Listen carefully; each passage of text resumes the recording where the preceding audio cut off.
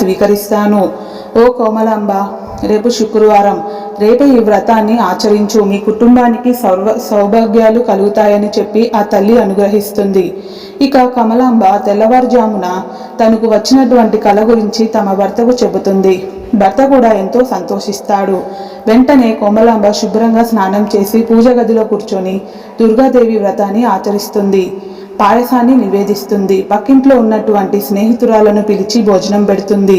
తాంబూలం ఇస్తుంది.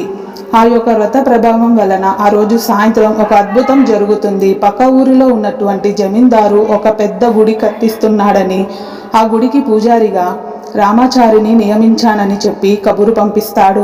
అంతేకాదు, మరునాడే వచ్చి రామాచారిని గుడి నిర్మాణానికి సంబంధించినటువంటి విషయాలన్నీ చూడమని చెబుతాడు. దుర్గాదేవి అనుగ్రహం వలన ఆ జమీందారు రామాచారికి ఎంతో ఎక్కువగా జీతం ఇస్తాడు. అలా తర్వాతి కాలంలోనే ఆ కుటుంబానికి ఉన్నటువంటి కష్టాలన్నీ తీరిపోతాయి.